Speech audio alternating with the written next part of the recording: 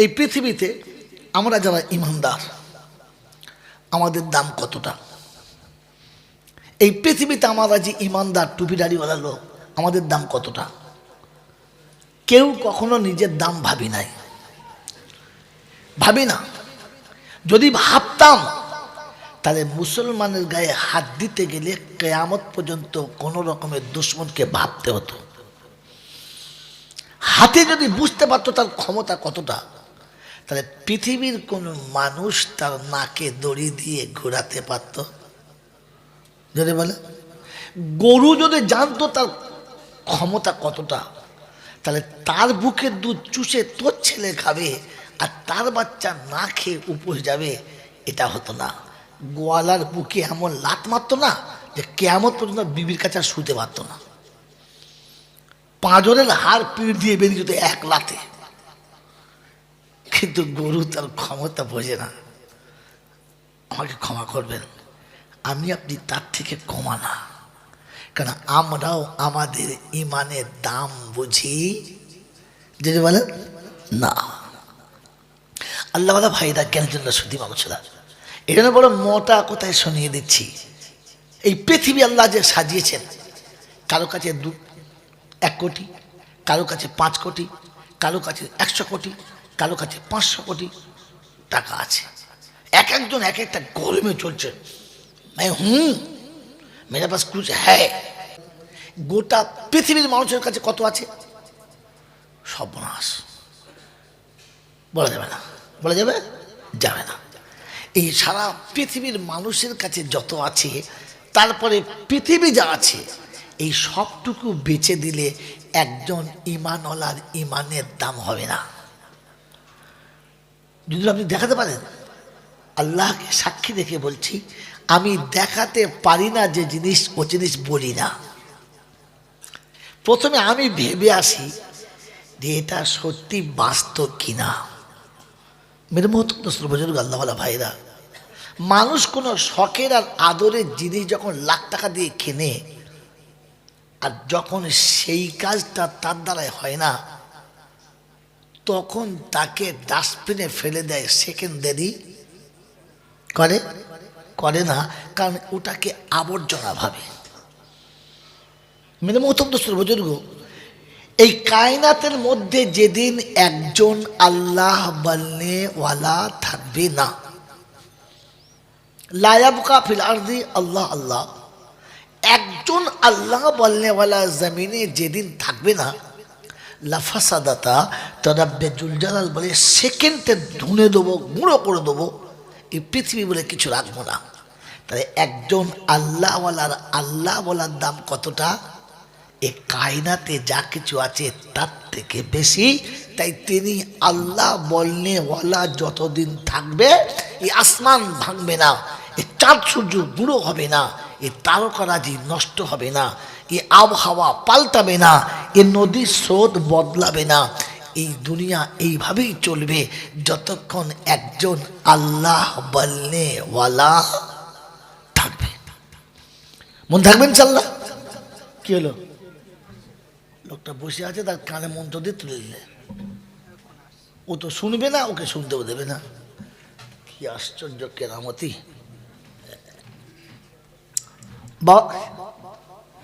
বাবাজিরা, সোনারা, লালেরা, তাহলে একজন আল্লাহ বলনেওয়ালার দাম সারা পৃথিবীর সমস্ত সম্পদের থেকে বেশি।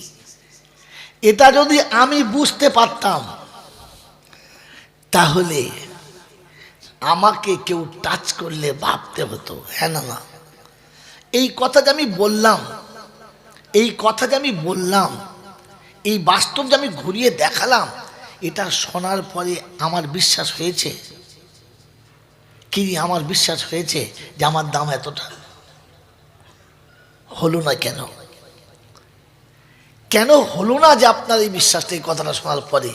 হ্যাঁ, বলছে যা বলছে বলুক। আপনার দাম যে অতটা, এটা বোঝানোর পরও আপনি কেন বুঝতে পারলেন না? তার একটাই নমুনা, যে ধর্ম সম্পর্কে আপনি এখনো নাবালক।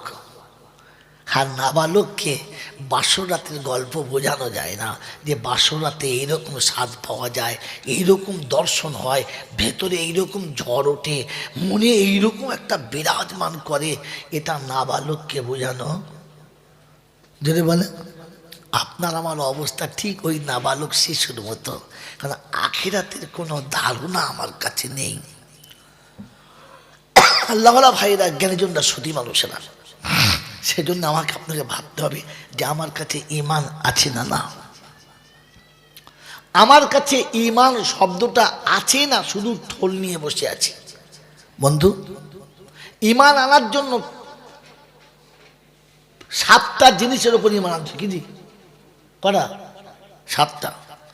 আমানতু বিল্লাহি ওয়া মালাইকাতিহি ওয়া কুতুবিহি ওয়া রুসুলিহি ওয়াল ইয়াউমিল আখির ওয়াল কদরি খাইরিহি ওয়া শাররিহি মিনাল্লাহি তাআলা ওয়াল বাসি বাদাল মউত। তাই তো? এই 7টা জিনিস উপর ঈমান আনা। 7টার মধ্যে যদি একটা না থাকে তো তাকে আর ঈমানদারের খাতায় তোলা যাবে? যদি বলে যাবে না। কি যে যাবে? যাবে না। মেরে মোহতরম দোস্তর বুজুর্গ, এই 7টার মধ্যে একটা হলো ওয়াল ইয়াউমিল আখির, আখিরাতের প্রতি বিশ্বাস করা। হ্যাঁ না বলেন? যদি বলে ভাই কথা বলেন তাহলে আমি বোঝার মতো বলবো, আর তা নাহলে আর 5টা বক্তার মতো এখন গল্প শুরু করব কানে হাত দিয়ে। আপনারও বাঁশ যাবে, আমারও যাবে, কবরে গিয়ে আমাকেও মার খেতে হবে, আপনাকেও খেতে হবে। এই জন্য নিজের পিঠ বাঁচান, আমাকে বাঁচাতে দেন। বলেন এবার ঠান্ডা মাথায় বলেন, কি জি ঈমান আমার কাছে আছে না না, এ বিষয়ে আমি কখনো ভাবি না। কারণ আখিরাতের প্রতি ঈমান রাখা হলো ঈমানের একটা অঙ্গ। কি জি ঈমানদার আখিরাতের কথা ভাবে, দুনিয়ার কথা ভাবে না। দুনিয়া কত গেল, কত এলো, কি হলো না হলো ভাবে না। ঈমানদার ভাবে আখিরাত যেন আমার নষ্ট করব না, কারণ ওটা আমার আসল খেতি বাড়ি, ও জায়গায় আমাকে চিরস্থায়ী থাকতে হবে। এই জায়গা তো আজকে আছি, কাল থাকবে না। এটা ঈমানদারের নমুনা। কি বলি, আল্লাহ তুমি সত্য বলিয়ে নাও, কারণ আমার কাছে ইলমের কিচ্ছু নেই, যা আছে তোমার কাছে। মেরে মোহতরম দোস্তর বুজুর্গ, আল্লাহ ওয়ালা ভাইরা, আখিরাতের ভরসা হচ্ছে ঈমানের খুঁটি। কথা বলতে থাকবেন ইনশাআল্লাহ। তার নমুনা হলো বিশ্বনবী জনাবে মুহাম্মদ রাসূলুল্লাহ সাল্লাল্লাহু তাআলা আলাইহি ওয়াসাল্লাম ফজরের নামাজ পড়ে বসতেন, সাহাবীরা গোল করে বসতেন, নবী কিছু কথা তাদেরকে নসিহতমূলক বলতেন এবং তারা শুনতেন, দোয়া দিতেন, চলে যেতেন। সাহাবীদের মধ্যে লক্ষ্য হয়েছে একজন সাহাবী ফজরের নামাজ পড়ে উঠে চলে যাচ্ছে, রাসূলের পাশে বসেন নাই। একদিন দুদিন গেছে, তো সাহাবীদের মধ্যে একটা গুঞ্জন সৃষ্টি হয়েছে, কথা তৈরি হয়েছে যে মনে হচ্ছে লোকটা মুনাফিক হয়ে গেছে। কেন? বলছে রাসূলের পাশে নামাজের পরে একটু বসে না, তার মানে নামাজটা দায় সেরে পালাচ্ছে, মাল মুনাফিক, মুসলমান না। নামাজ পড়ে মসজিদে কিছুক্ষণ বসাটা ঈমানের লক্ষণ। কি এই সত্যগুলো বলবো না? বলবো ইনশাল্লাহ। নামাজের পরে মসজিদে কিছুক্ষণ বসাটা ঈমানের লক্ষণ, আর সালাম ফিরিয়ে পুক করে পালানো এটা হলো মুনাফিকের লক্ষণ। এবার আমি আমাকে জিজ্ঞাসা করি, আমি কে? দাড়ি তো আছে, মাশাআল্লাহ দাড়ি আছে, বড় পাঞ্জাবি আছে, এ তো ভাড়া করে পাওয়া যায়। আপনাদের দেশে হয় কি, যে আমাদের বিয়ের দিন সব ভাড়া করে, এরকম পাওয়া যায়? হ্যাঁ, মাল ভাড়া করা মাল তো সব। বাবাজি, নামাজের পরে আল্লাহর ঘরে একটু বসা এবং আল্লাহর ধ্যানে বসা, এটা ঈমানদারির আলামত। আর নামাজ কোন রকমে পড়ে তাকবীর হচ্ছে আর ঢুকেছে আর সালাম ফিরিয়ে মাল পালিয়েছে, এটা কিসের লক্ষণ? জোরে বলে। এবার আমাদের দেশে তো মুসল্লি আছে, সকালে বসে করে ভাববেন, যখন চলে যাবে তখন পাশের লোকটা এরকম করে বলে, ওই তা বুঝ, তখন বুঝতে হবে মালটা সেই মালটা। শিখে রাখেন বাবাজি। আল্লাহ নবী সাল্লাল্লাহু আলাইহি ওয়াসাল্লামের কাছে এই শব্দটা এসেছে। কি ব্যাপার, তোমরা কি আলোচনা করছো? বলছে আল্লাহ রাসূল ফালানা সাহাবী, মনে হচ্ছে মুনাফিক হয়ে গেল। কেন কথা ওরা বলতে আছে? আল্লাহ রাসূল নমুনা, সামনে বসো, সামনে বসো, হ্যাঁ এখন বসো। আলেম পিছনে বসবে না, যখন কোনো আলেম পিছনে বসবে বুঝবে না মাল জালি মাল, মাল ভালো না। কি জি,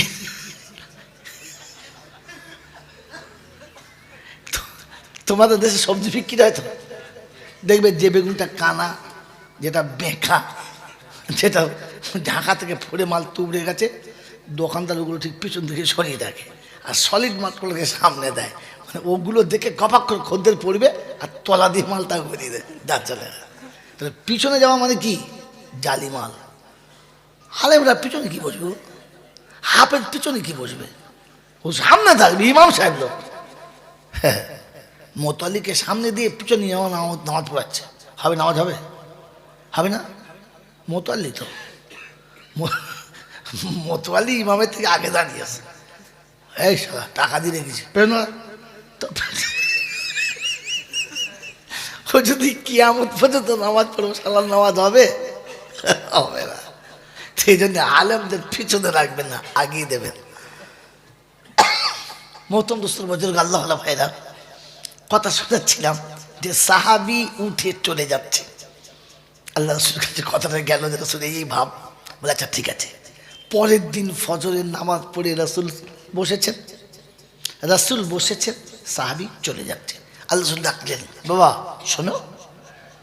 জি, আমি রাসূল বসে আছি, কিছু কথা বলার জন্য। আমার কাছে বসতে মন চায় না, বসতে মন চায় না। তো আল্লাহ রাসূলের সাহাবী মাথা নিচে করে বললেন, আল্লাহ রাসূল, আমার মা বাপ আপনার পায়ে কুরবান যাক, দিল তো চাই এখানেই থাকি, উঠবো না, কিন্তু একটা অসুবিধা আছে।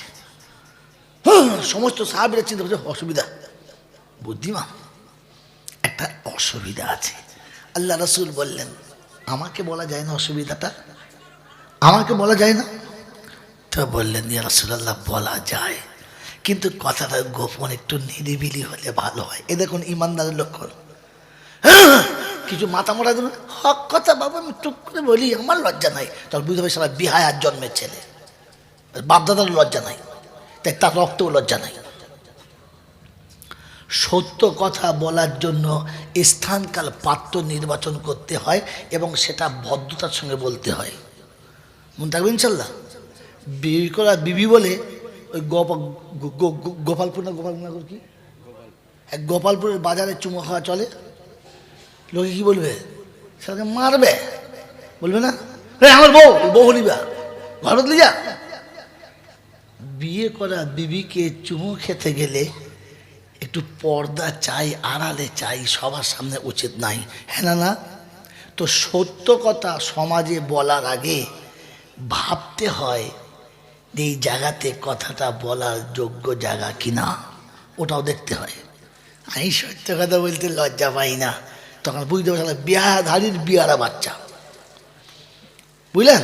এই ভাষাগুলো শিখে রাখে।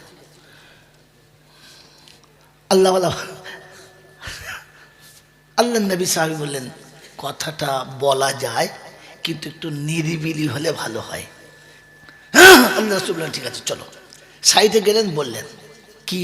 বললেন, ইয়া রাসূলুল্লাহ, সংসারে আমাদের মেম্বর দুটো, পরনের কাপড় একটা।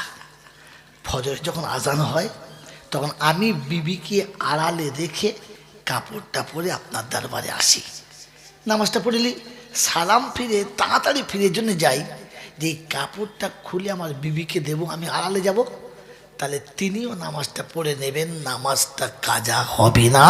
এই দুঃখটা কারো কাছে বলবো না, লজ্জিত হব না, তাই চলে যাই। আল্লাহ রাসূল চলে গেলেন, বেয়াদবি হলে মাফ করবেন। আল্লাহ নবী বললেন, আল্লাহ তোমাদের উপরে তার রহমতের বরকতের ফয়সালা করুক, যাও চলে যাও। সাহাবী চলে গেছেন। চলে যাওয়ার পরে কাপড়টা খুলে দিয়েছে, বিবি নামাজ পড়েছে, নামাজ পড়ে এসে স্বামীর কোলের কাছে বসে শোনাচ্ছেন, আসসালামু আলাইকুম ওয়া রাহমাতুল্লাহি ওয়া বারাকাতুহু। যখন সালাম দিয়েছে তো স্বামী উত্তর দিচ্ছে ওয়ালাইকুম আসসালাম। বিবির এইটাতে মন ভরে নাই। এ দেখো, এর নাম বিবি। আমাদের বিবিরা তো জীবনে সালাম দেয় না, দেয়? সালাম দিলে বল হাসি, এত লজ্জা পেয়েছে, হাসলে সালাম দিলে মনে হচ্ছে যেন বিপদে পড়ে গেছে। ও নবীর সাহাবী সালাম দিয়েছে, জবাবও পেয়েছে, কিন্তু খুশি না। কাছে বসলেন, স্বামীকে আদর করে গলাতে হাতটা দিয়েছেন, আর ফের মুখটা নিয়ে জিজ্ঞাসা করছেন আমি কোনো অপরাধ করেছি? বললেন না। আমার কোনো ভুল হয়েছে? বললেন না। বলে আপনি আমাকে সত্য বলুন না। বলে বলছি তো তোমার অপরাধ হয়নি, ভুল হয় নাই। বলে কেন? বললেন স্বামী, প্রতিদিন ফজরের নামাজ পড়ে এসে আমি যখন সালাম দিই, যে আবেগ আর যে ভালোবাসার সুরে আপনি আমাকে সালামের জবাব দেন, আজকের সালামের জবাবে সেই মিষ্টতা ছিল না, সেই ভালোবাসা ছিল না। ব্যাপারটা কি? তো বিবিকে স্বামী কোলের কাছে টেনে নিয়ে জিজ্ঞাসা করছে আমি তোমার কে হই? তুই অবাক মেয়েটি, আবার কি প্রশ্ন? কেন? বলছে বলো না আমি তোমার কে? বলে তুমি আমার স্বামী। বলে আমি তোমার স্বামী, এটা তুমি বিশ্বাস করছো? বলছে আশ্চর্য, রাসূল সাক্ষী রেখে আমাদের বিয়ে দিয়েছেন, তো আপনি আমার স্বামী না? বললে আমি স্বামী? বললে হ্যাঁ।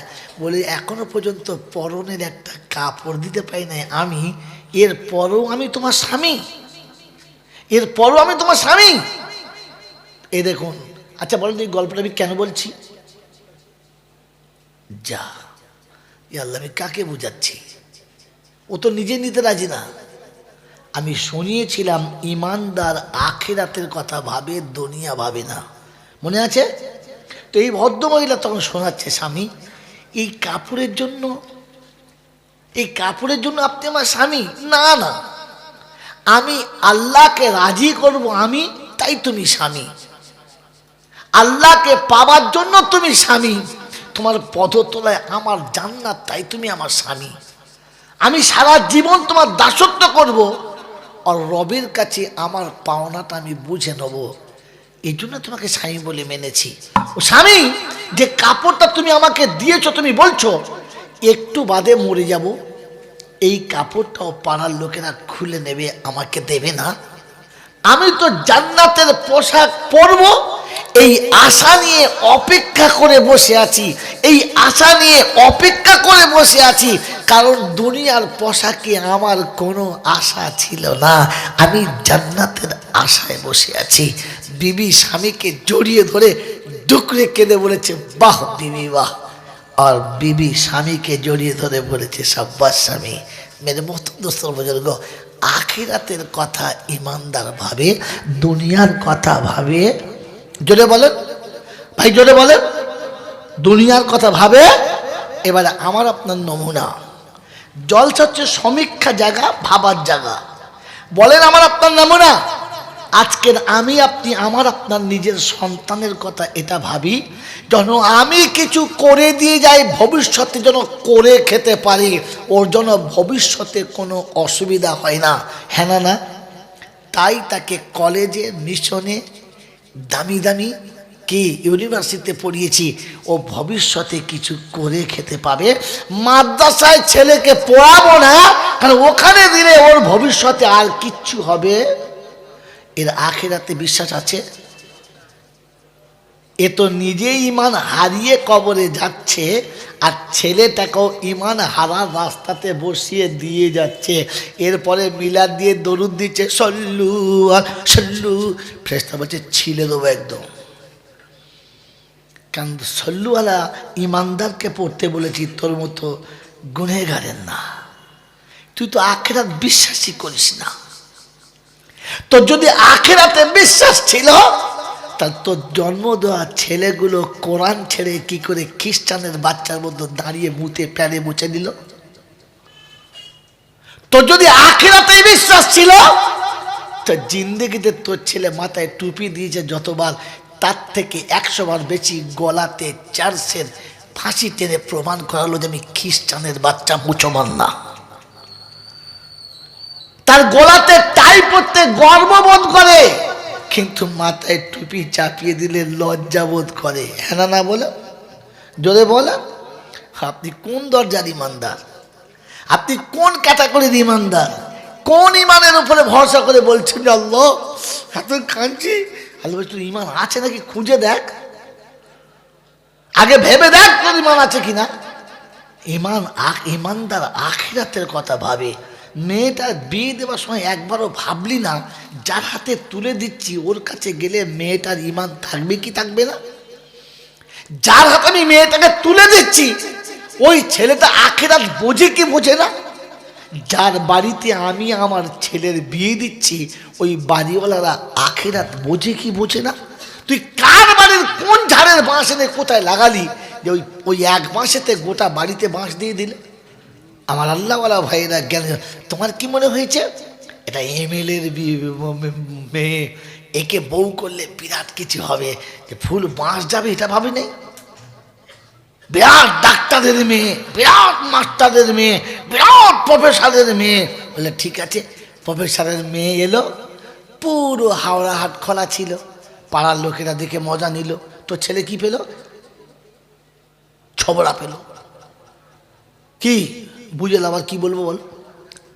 গোটা পৃথিবীর মানুষ চুষে নিল আর তোর ছেলের ভাগে ছবড়া এলো। কি জি, ভাতের হাঁড়ির ঢাকনা নাই, প্ল্যাটফর্মে কেউ নাই, গোটা পেট ফাঁকা, গোটা পিঠ ফাঁকা। রিস্কায় বসে বসে বুড়ো বয়সে দাড়ি ছিঁড়ছে কাকা। সিজন চলে গেছে, কি বলবো, ছি ছি ছি ছি ছি ছি ছি।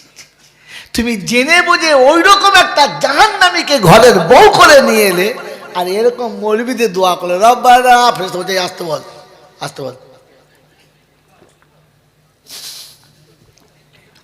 আসতে বল। নেমো খারাপ কোথাকার। দোয়া দোয়া ইমানদারদের হাতিয়ার, বেঈমানের না। তোর তো ইমানের গন্ধ খুঁজে পাওয়া যায় না। হ্যাঁ, আলু বাড়ি আলু চাষ করেছে, কোদালে পায় না, ট্র্যাক্টর চালাচ্ছে, ট্র্যাক্টর চালিয়ে দেখে মাল আলু নাই। তো আপনার আমার বুকে ট্র্যাক্টর চালালেও ইমান খুঁজে পাওয়া যাবে কিনা মুশকিল আছে। আমার আল্লাহ ভাইয়েরা তো আখিরাতে বিশ্বাস করে যারা, আখিরাতে বিশ্বাস করে যারা সন্তানকে প্রথম কোরআন শিখিয়েছে তারা। এখানে শুনিয়ে দিয়ে যাচ্ছি, কবরে যদি মুসলমান নিরাপদে বাঁচতে চাও ছেলেদেরকে আলেম কিংবা হাফেজ করে যাও। হাসরে যদি বেহিসাব জান্নাতে যেতে চাও তাহলে ছেলে মেয়েদের হাফেজ কিংবা আলেম করে যাও। কিয়ামতের ময়দান হবে, আল্লাহ ডেকে আরশের তলায় বসাবে, তোমাকে নাস্তা খাওয়াবে আর তোমার ছেলেকে জান্নাতের সিঁড়িতে চাপাবে। পৃথিবীতে প্রতিটি পিতা তার সন্তান উচ্চ সিঁড়িতে চাপুক এটা দেখলে খুশি হয়, হ্যাঁ না না? জোরে বলে। বাপ ফুটপাতে বসে আছে, তারপরও ছেলের চায় 5 তলা বাড়ি হোক, চায় না? চায় না। কিয়ামতের ময়দানে বাপ আরশের তলার মেহমান হবে আর ছেলেকে বাপের সামনে বলা হবে ইকরা ওয়াত্তাকি ওয়ারাত্তিল কামা তুরাত্তিলু ফিদ দুনিয়া ফাইন্নাহা মানজিলাতুন ইলা আখিরিল আয়া। চলো পড়তে শুরু করো কোরআনে পাক। যত পড়বে আয়াত তত সিঁড়িতে চাপবে, যেখানে গিয়ে তোমার কোরআন শেষ হবে জান্নাতের ওই আলিশান মাকামে তোমার ঘর হবে। জোরে বলেন সুবহানাল্লাহ। আমার আল্লাহওয়ালা ভাইরা, এই কোরআনেতে বিশ্বাস যদি ছিল তাহলে তোমার ছেলে কোরআন শেখার আগে ইংরেজি 3-4টে পদ্ধতি চলো মুখস্থ করলো, হ্যাঁ না না বলেন না? আর হাফেজ সাহেব বুঝলাম স্যার আমার নাতি না ইংরেজিতে সড়ক বলবে, পুরুষ পাঠ দারুণ মাত্র মধ্যে সবাই মানে ইট ছুঁড়ে দাদার মাথায় মারছে। ফেরেশতা বলছে ঠিক আছে, ওই ওই ভাষায় আমি দেবো। কবরে যখন জিজ্ঞেস করবে একটু পরে বলেন, কথা বলছি, পরে কথা বলছি আমি। মেরে মহতম দোস্তর বুজুর্গ আল্লাহওয়ালা ভাইরা, জ্ঞানীজনরা সুদী মানুষরা, তো আল্লাহ পাক আপনাকে আমাকে ভাবার তৌফিক দান করুক। কারণ ইমানদারের জন্য সব কিছু, নাফরমানের জন্য কিছু না। আর ইমানদার আখিরাত বিশ্বাস করে, দুনিয়ার ওপরে বিশ্বাস করে। যদি বলেন তার একটা ছোট্ট নমুনা শোনাম, এরকম নমুনা যদি শোনাতে থাকি 12টা কেন ফজরের আজান হয়ে যাবে, নমুনা শেষ হবে না। আল্লাহ পাক রব্বুল আলামিন এতটা নমুনা রেখেছেন, তাই দেখার জন্য তিনি তার কোরআনে পাকে শুনিয়ে দিয়েছেন ফাসিরু ফিল আরদি সুম্মানদুরু কাইফা কানা আকিবাতুল মুকাদ্দিবিন।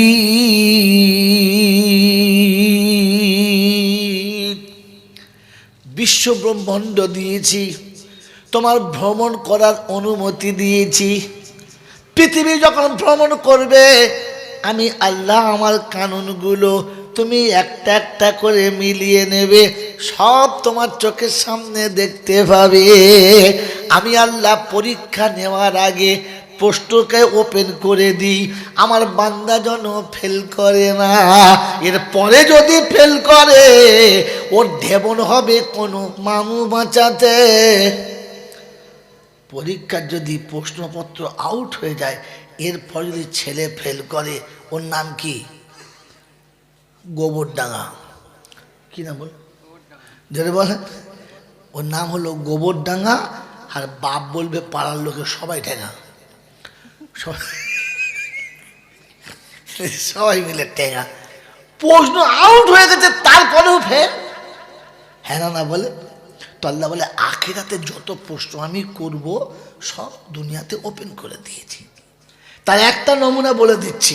আমরা সকলে জানি মরার পরে কবরে ফেরেশতা কটা প্রশ্ন করবে?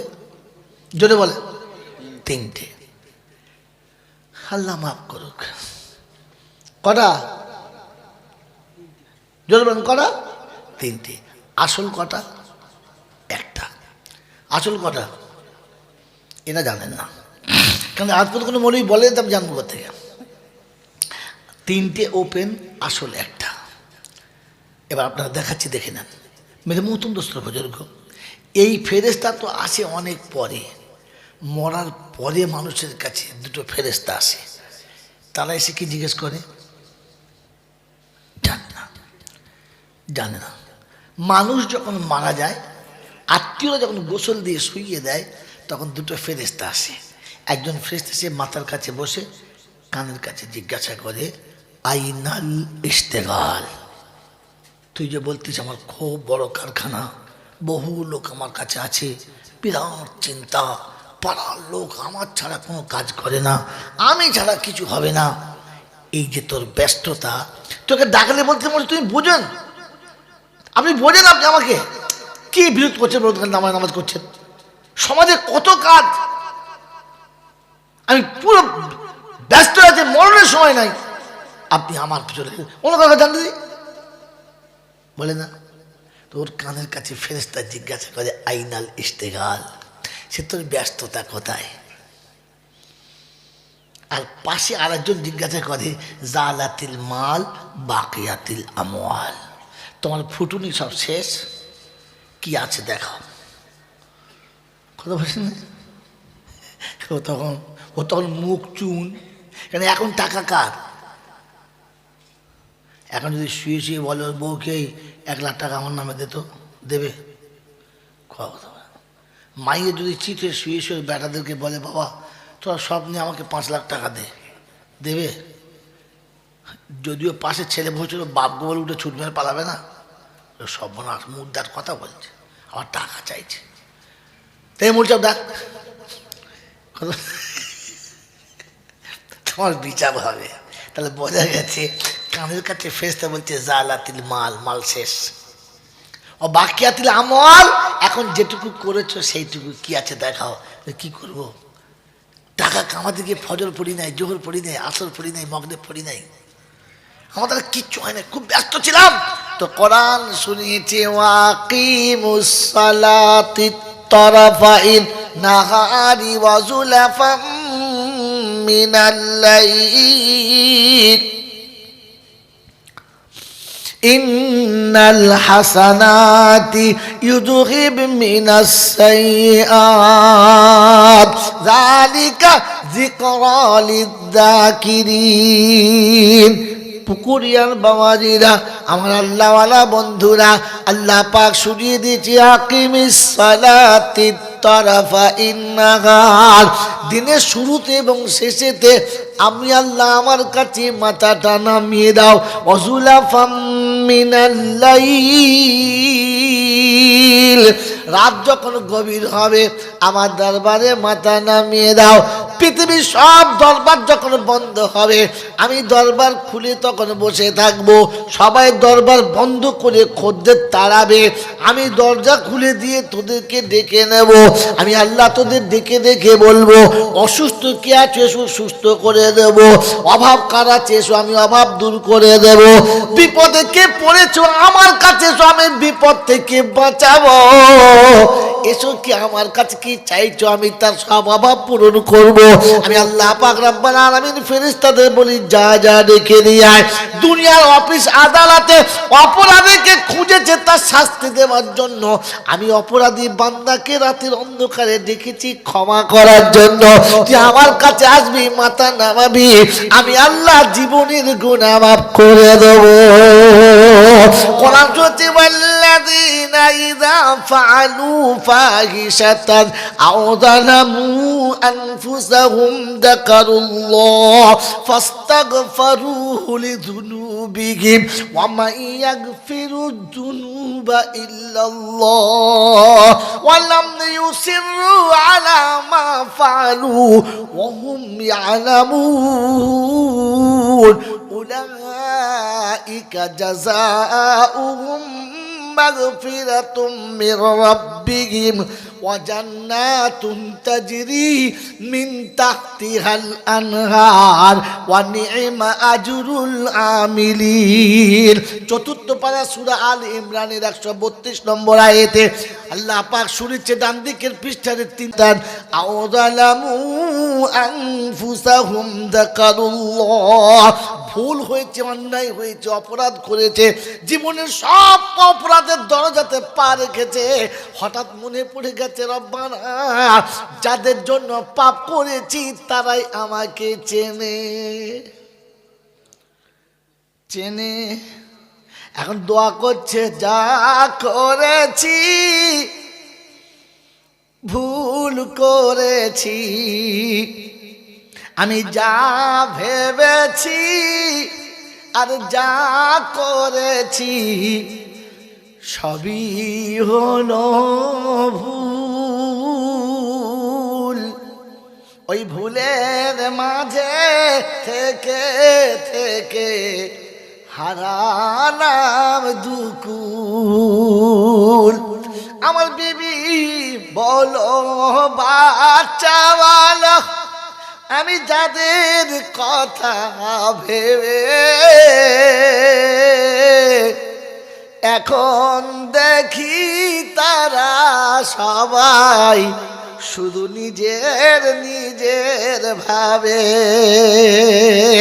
জন্মদাতা পিতা মাতা কেউ মনে রাখে না,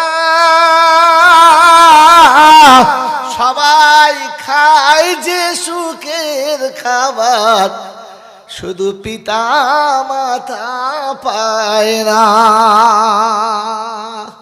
বিরিয়ানি ঘরে হলো, আমি খেলাম, বন্ধু খেলো, বান্ধবী খেলো, মা হতভাগী বসে বসে দেখছিল। আমার ঘরে কালিয়া কাপ্তা কাবাব হলো, শালি খেলো, শালা খেলো, কুত্তায় খেলো, শুয়োরে খেলো, বুড়ো বাপটা বসে বসে দেখছিল। কারণ আমার ঘরে পালা নাই বাপের তকদিরে খাবার। জোরে বলেন। আমার আল্লাহ পাক বলে, ফেরেশতারা রে তাকিয়ে দেখ, লিখে নে খাতাগুলো। আমার আল্লাহওয়ালা বন্ধুরা, একবার তুমি কি ভেবে দেখলে না, পালা করে তোমার বাপ তোমাকে জন্ম দেয় না, তোমাকে সারা জীবন পালা করে খাইয়ে মানুষ করে না। বুড়ো বাপকে পালা করো, তোমাকে মানুষ বলতে লজ্জা করে, কুত্তায় এ কাজ করে না। বাপ মাকে পালা করে ভাত খাওয়াচ্ছে। জানেন আমরা 4 ভাই বাপের দোনে দিস। ক ভাই? বুড়ো বয়সে 4 ভাই মিলে দিলে আর বাপ টেকে আরে কথা বলছে। পুকুরিয়ার আজকে আমার সে জলসা, আর তো হবে না, যা হয় কি বুড়ো বাপ এই শীতকালের দিন একটু গরম পানি সবাই পাচ্ছে, বুড়ো বাপটা পায় না। পায়, খবর নেয়, খালি নেমো খারাপ। তোকে গরম পানি দিয়ে শীতকালে হাত পা ধুয়ে দিয়েছে, তুই খেয়ে শুয়ে গেলে তোর পায়ের তলায় তেল দিয়ে দিয়েছে, তুই সকালে ঘুম থেকে উঠে চলে যাবি, তোর হাতে মুখে তেল মাখিয়ে দিয়েছে, তুই পড়তে যাবি, স্কুলে যাবি, তোর জন্য দামি সোয়েটার কিনে দিয়েছে, তোর শরীরে কষ্ট হবে বলে পায়ে মোজা কিনে দিয়েছে, বুট কিনে দিয়েছে।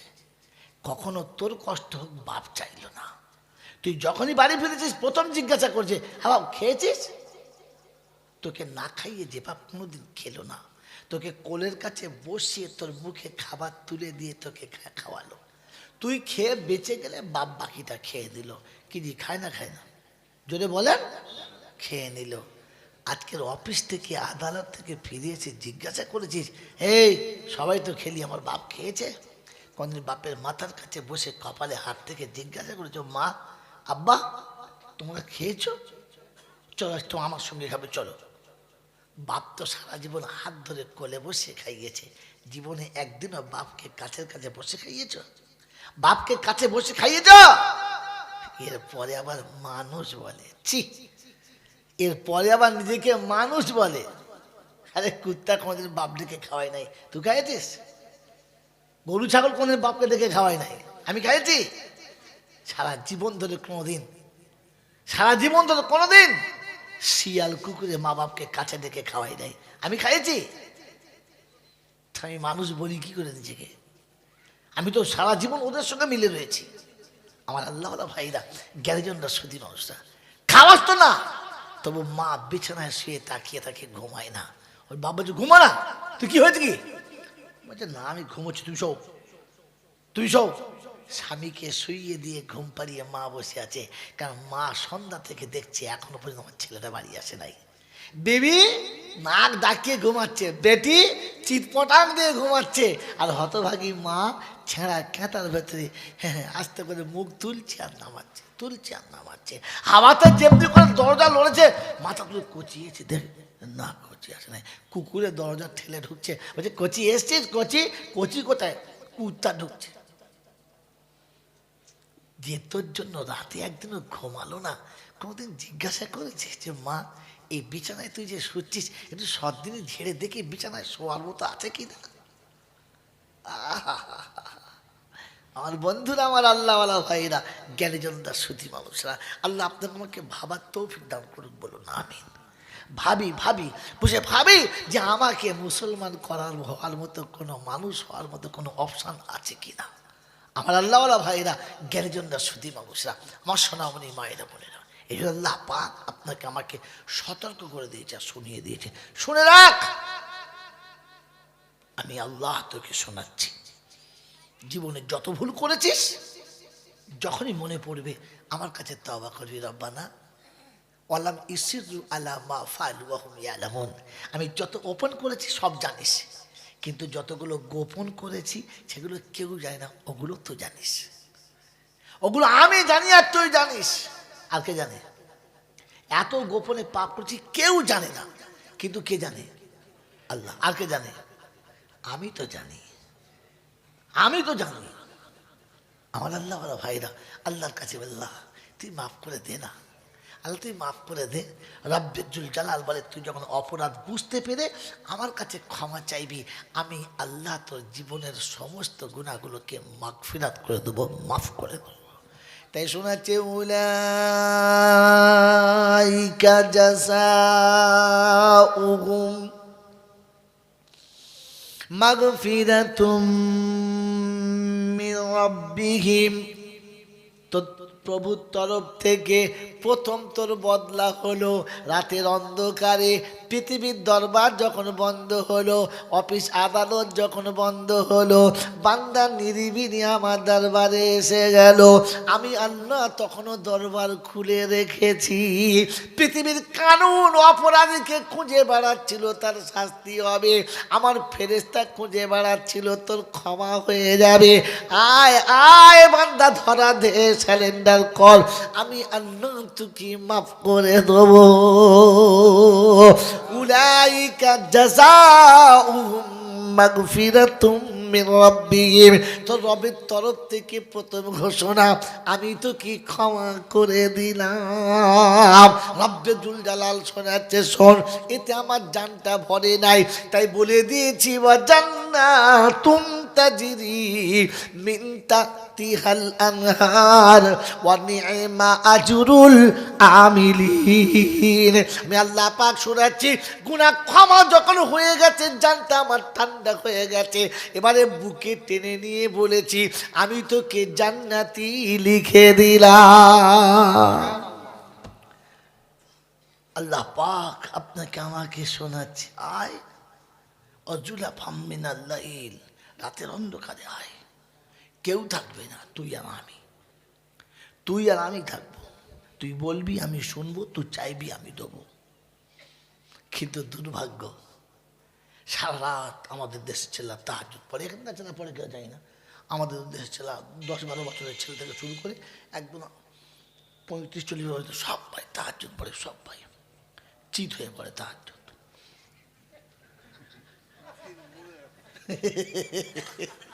মাল ধরে ফেলে কি দিয়ে, কেউ চিত হয়ে, কেউ উপর হয়ে ফেরেশতা চিন্তা করছে কি তসবি পড়ছে, আমি বুঝতে পারি না। কথা বলছে না, ওর বাপ মনে করছে ছেলে আমার খুব পড়ছে, খুব পড়ছে। ও যে কি পড়ছে ও জানে, আর ওর কথা জানে। চোর ঢুকে দেখে সালা মাল জেগে আস। এখন আর রাতে চুরি হয় শুনতে পাচ্ছেন না, আগে কারো হাঁড়ি চুরি, কারো বদনা চুরি, কার কচু চুরি, কার ঘর থেকে চালের বস্তা চুরি, এখন আর চুরি হয় না। কেন চোর ঢুকবে ঘর থেকে, চোর ঢুকে তাকে চার করে 4 ফেরেশতা বসে আছে তাহাজ্জুদে, উবুর হয়ে পড়ে আছে তাহাজ্জুদে চলছে। কিন্তু চোর জানে না যে ওদের পিঠে পা তুলে দিয়ে চলে গেলে ওরা বুঝতে পারবে না। এটা চোর এখন বুঝতে পারে না, ভাগ্য ভালো। কি বললেন জি, যারা খেলে আমি দেখেছি, ওর পিঠের ওর পা তুলে চলে গেল, তাকায় নাই, কি ব্যাপার, ওটা এখন টার্গেট মিস হয়ে যাবে। যান যায় যাক, টার্গেট মিস করা। ওহ, যদি এইরকম টার্গেট আখিরাতে লাগাতো না, তো বড় পীর আব্দুল কাদের জিলানি হয়ে যেত। কিন্তু শয়তান ওকে এমন জায়গায় লাগিয়েছে একদম খবিস করে তবে তুলবে, তার আগে তুলবে না। কারণ যতগুলো ছেলে ফ্রি ফায়ার খেলে একজনের মুখে পানি নেয় না, কি নেয়, টাইম পায় না কি যে পানি নেওয়ারও তো টাইম পায় না, পানি দেবে থেকে। আল্লাহ আপনাকে আমাকে ভাবার তৌফিক দান করুন। আল্লাহ পাক শোনাচ্ছিল, আমি তোকে শুনিয়েছি অজুলা ফামিনাল্লাহ আসুন ইন্নাল হাসানাত ইউযহিব মিনাস সাইয়্যাত, ভালো কাজ করলে নেকি সব এসে যায়, পাপ সব চলে যায়। বললে হুজুর এরকম কথা আছে, এরকম কথা আছে তুমি আমাদের বলছো? বললে হুজুর আছে, ওয়াল্লাযীনা আমানু والذين آمنوا وهاجروا وجاهدوا في سبيل الله والذين آووا ونصروا أولئك هم المؤمنون حقا لهم مغفرة ورزق كريم। কোরআন শরীফের পারা নম্বর 10, সূরার নাম সূরা আনফাল, আয়াত নাম্বার 74, 74 নম্বর আয়াতে বাঁদিকের পৃষ্ঠার মিডল পয়েন্টের নিচেতে আল্লাহ পাক শুনেছি ওয়াল্লাযীনা আমানু ওয়া হাজারু, ঈমানদার হলো তারা আমার ডাকে এক কথাই সাড়া দেবে যারা। এই বাপজিরা, সোনারা, আমার বুদ্ধিজীবী বন্ধুরা, সোনামণি মায়েরা, বোনেরা, বলেন একবার বুকে হাত দিয়ে আমরা সেই দলে কারা? ডাকলে সাড়া দেবে যারা, আল্লাহ ডাকলে সাড়া দিই, কথা বলে এই আল্লাহ ডাকলে সাড়া দিই। আমার ইচ্ছা মতো যখন মন যাবে তখন দেবো। জোহরের টাইম পার হয়ে যাচ্ছে, ও এখনো বসে বসে বেগুন বাড়িতে বেগুন ভাঙছে। ইমাম সাহেব ডাকছে, হুজুর নামাজ পড়বেন না? বলে হুজুর পড়ে না, আমার একটু অসুবিধা আছে। বলে কি অসুবিধা? রাতে শুয়ে কি গোসল করো নাই? বলে উল্টো কথা বলে, ওইরকম গায়ে বেগুন বাড়ি ঢুকলে বেগুন গাছ পোকা লাগবে না? কি বলে বেগুন গাছে পোকা লাগবে ভয় আছে, ও শালার ইমানে পোকা লেগেছে ভয় নাই। কি জি কথা বোঝেন না? বুঝতে হবে কি হয়েছে, বলে চল এখন যান, আজকের হাটবারের সময় 4টের আগে বেগুনের বস্তা তুলতে হবে, বেগুন বাড়ি ধুনে দেবো, তারপরে গিয়ে নামাজ দেবো। ফেরেশতা চিন্তা করছে, খোদা তুই ডাকছিস আর ও বলছে ব্যস্ত, তুই কার গাছে বেগুন দিচ্ছিস? খোদা বলে ঠিক আছে, গাছ থাকবে বেগুন থাকবে না। কি বল, দিন 4 পরে দেখে তাজা গাছে বেগুন শুকিয়ে যাচ্ছে। ও ছোঁড়া ভাই কি হয়েছে, ওষুধ মার, ওষুধ মেরে মেরে সারা গাছ মরে গেছে, বেগুন আর হয় নাই। খোদা বলছে বেগুনের মালিক তো আমি রে, ছ্যাঁচড়ে কথা, বেগুন দেওয়ার মালিক তো আমি, তুই আমাকে ভুলে গেছিস, গাছে বেগুন ভুলে গেছে, জ্বলে মর। এই জন্য মেরে মোহতম দোস্তর বুজুর্গ, আল্লাহ পাক শোনাচ্ছে, আমার বান্দা তারা, ইমানদার তারা, ডাকলে সাড়া দেবে যারা। বলে হুজুর তখন সাড়া দিতে হবে? বলে হ্যাঁ তখন দিতে হবে। কোথায় আছে এটা? ব্যাগে চলে এসো। ইয়া আইয়ুহাল্লাযীনা আমানু ইযা নুদিয়া লিস-সালাতি মিন ইয়াউমিল জুমআহ ফাসআউ ইলা যিকরিল্লাহ ওয়া যারুল বাইআ।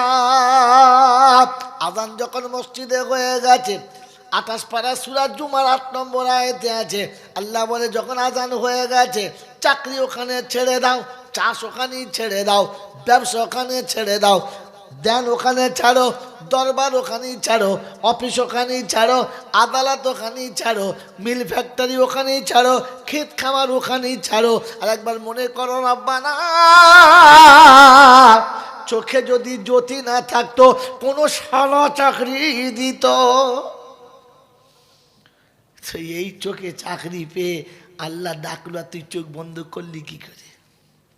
আরে নেবো খারাপ, এই না ফরমান, ওই আল্লাহ ডাকে আর তুই এখন তাকিয়ে দেখিস, তারপরে আবার আল্লাহকে বলিস আমি খুব ব্যস্ত আছি, জানেন প্রচুর ব্যস্ত আছি। ফেরেশতা বলছে ও ঠিক আছে দাঁড়া, তোর চোখে বাদ ফেলে দিচ্ছি, দাঁড়া। কী বলেন যে মাস 5 পরে দেখি তারা এই টাইমে মোটা কাঁচ, চোখ ভেতরতে ভালো মানুষ তাকালে ছানি বেরিয়ে যাবে, কী রে চোখের খুব প্রবলেম, খোদার গজব নেমে। কী বুঝলেন, আমার একটা সাথী ছিল আব্দুর রহমান বলে, কোনোদিন কোনো খোঁড়া দেখলে, ফকির দেখলে 1 টাকা দিত না, বিধবার দেবে, এতিমের দেবে, আর খোঁড়া দিত না। এই কেন রে, খোঁড়া মানুষ দে, ওই খোদার দুশ্মন। কেন বলছি, এত লোকের পা দিয়েছে, ও দেয় নাই কেন, জানে সারা পা দিলে সর্বনাশ করবে, আগে ভেঙে দিয়েছে। আমি দাস বলছি তুই দেখি নি, তুই দেখি না? আমি কি দেখি নাই? বলছি দেখি না, বলবি তো কি দেখি নাই? বলছে আমাদের দেশে যে গরুগুলো খুব লোকের বাগানে ঢুকে দেল টপকায়, সারা গলায় এত বড় করে বাঁ ঝুলিয়ে দেয়, লাম্বা বুকে বেঁধে যায়, হ্যাঁ তা দেয়, বলছে দুশ্মন। এত লোকের চোখ দিয়ে এক চোখকে কিসলে কেটেছে, ওই জন্যই কেটেছে। আল্লাহ মাফ করুক, কথাটা যদি ঠিক না, কিন্তু মাঝে মাঝে মনে হয় আল্লাহ বুঝতে পারছেন যে কেন দিই নাই। আল্লাহ বলেন যে আমি বান্দা, তুই একবার আমার কথা ভাবলি না। এবার আপনাকে বলে দিই, আল্লাহ করবো না কারণ টাইম খেয়ে ফেলেছি। আমি বলেছিলাম পৃথিবীর বিদ্যা যত বেশি শেখে বুদ্ধিমান হয়, জ্ঞানী হয় না। বলেছিলাম না? বলেছিলাম না? এটা তার নমুনা, এটা তার প্রথম নমুনা, প্রথম স্যাম্পল ফাইল। বিদ্যা বেশি হলে বুদ্ধিমান হয়, কিন্তু জ্ঞানী হয় না। জ্ঞানী হওয়ার জন্য ইলম শিখতে হয়। কি শিখতে হয়? ইলম শিখতে হয়। ইলম আর এই বিদ্যা দুটো এক নয়। আমার বন্ধু এখানে শুনে রেখে দেন, যে শিক্ষা শেখার পরে, যে শিক্ষা শেখার পরে ওই শিক্ষিতকে তার রবের সঙ্গে পরিচয় করায় না, তার বানানেওয়ালার সঙ্গে পরিচয় করায় না, ওটাকে জ্ঞান বলে না, ওটাকে বিদ্যা বলে, চাতুরতা বলে, বুদ্ধিমান বলে। ওতে কিন্তু তখন বুদ্ধি খাটিয়ে নিজের অধঃপতন খোঁজে, বিদ্যা দিয়ে খুঁচিয়ে পাপের রাস্তা তুলে নেয়। তার একটা স্যাম্পল ফার্স্টে বলেছি যে বিদ্যা যখন বেড়ে যাবে তখন মা বোনের ইজ্জতকে তেজপাতার মতো ব্যবহার করে, চষে খায় না। চষে, যদি বলে আজ থেকে এটা নিয়ে যাবেন, চষে, যদি বলেন হ্যাঁ জলসার মেলায় দেখবে চষে মাল, বুঝতে পারে কি এত করে বুঝতে গেল। হ্যাঁ এত পীড়িত, জান দিয়ে দেবো, ট্রেনের তলায় মাথা দেবো, তারপরে বিয়ে করার পরে পাঁচা লাত মেরে তাড়িয়েও দেবো, ওটা বলে নেই? হ্যাঁ তার মানে চষে, যদি বলেন হ্যাঁ। মা বোনের ইজ্জতটা তেজপাতার মতো করেছে কারা? বেশি বিদ্যা শিখেছে। এবারে বুঝে দাও, শিক্ষিত ছেলেরা আমার কোনদিন আনবে এই সকাল বাদ দিয়ে অন্য বক্তা ঠিক কর। আমার বাবাজিরা সোনার লালীরা এই জন্য ঠান্ডা মাথায় শুনে রেখে দেন। আল্লাহ আমাদেরকে ভাবার তৌফিক দিক, বলুন আমিন। মানে মহতরম সর্বজনীন, আমি জাইনুল আবেদিন যতটুকু বলছি সবটাই ভুল। বলে রসুল যেটা বলেছে ওখানে ভুল হতে পারে? ভাই কথা বলে, আমার নবী যেটা বলেছে ওখানে ভুল হতে পারে?